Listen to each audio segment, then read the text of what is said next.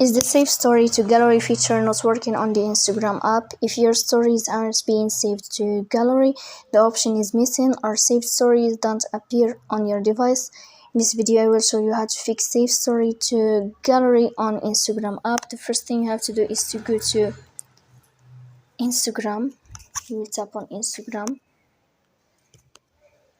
Then here in this window, you will go to the sign of profile. So we'll tap here.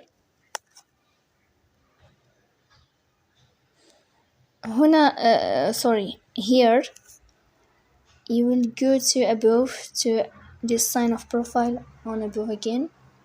After that, you will find this window of archiving and downloading, and then you will find this sign of save story to gallery. You tap here to save it. So please don't forget to press the bell, like and subscribe. See you next time.